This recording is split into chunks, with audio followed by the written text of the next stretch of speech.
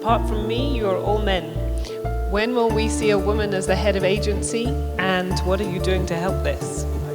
None of this stuff happens like magic. We have to plan it, and we have to be deliberate. Today is a very special day in my professional life, having become a Vice President of the IAF Bureau. The IAF has distinguished itself for quite some time as being the premier organization to support that collaboration and partnership on an international scale. And the collaboration and partnership is not just across businesses and across governments, but it's across genders, it is across race, it is across cultures. We must listen.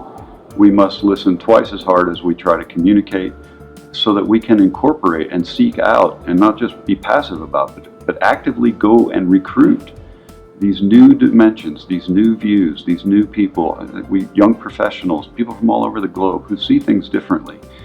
We have established a regular networking breakfast at every conference that is taking place, and it's been growing enormously since the beginning. And I think it's very important, to increase the visibility of women in this conference, so that they are recognized and they grow into the community. They can become session chairs, they can get positions in the community and so grow in their career with the help of the IAC.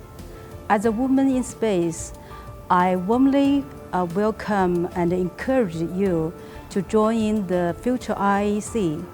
I'm sure that you can get more than what you can expect. So it's been fantastic coming to the IAC. This year we have our first IPC co-chair, so Sandra Ramirez from Mexico, and next year it'll be fantastic to see 2 women take on that role. So I'm looking forward to working with Sandra in that way, and I hope that seeing that female leadership encourages more women to be involved in that way.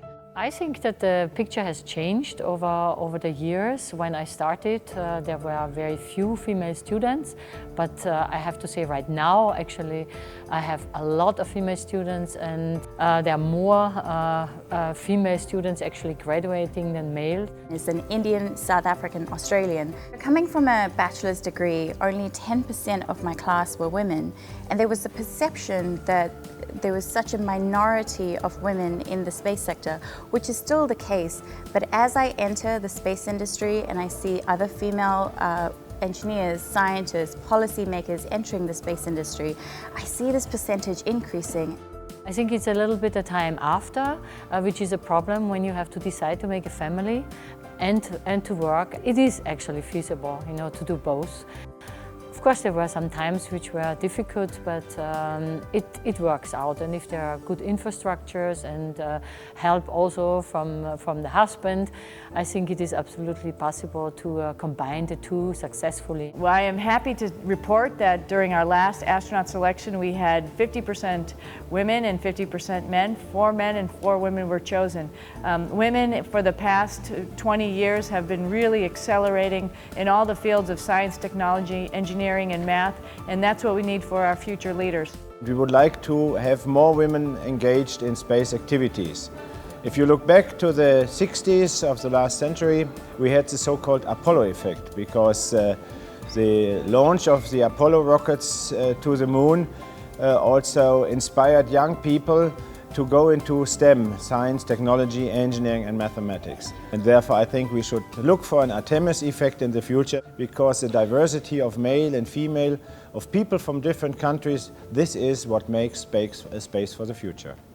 So the space industry is currently seeing an upward trend of women being part of the industry. You see so many fantastic role models that are women, but not just for women in the space industry, but for men as well. I'm looking forward to the next generation really taking hold, and of next generation, particularly of women, of really taking hold and being in leadership positions in all of the aspects of science and math, and particularly the space sciences.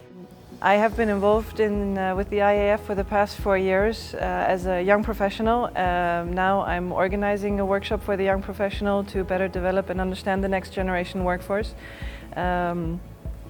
I think the IAF is a great gateway to communication, collaboration, and it brings out the strength of students and young professionals, especially the women in aerospace. We're also engaged in outreach, where we try to ensure that we engage with students as well as with teachers. Through the International Astronautical Federation, we also have our International Space Education Board, which sponsors the International Student Zone at every year's IAC.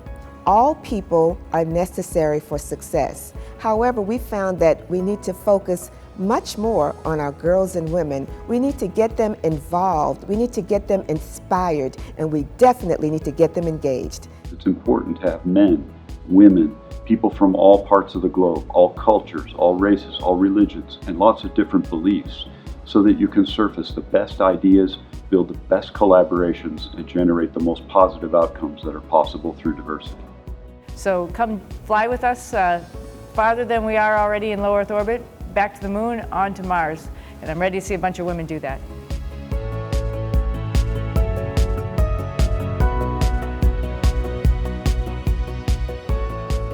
Vice Chief, it's not Vice Chief, it's Vice Chair. Okay, can we start again? You want me to go, keep going? This is also good for you. Oh, we have to say that nicely instead of like, we can't do that. Let me think for a second. My pleasure.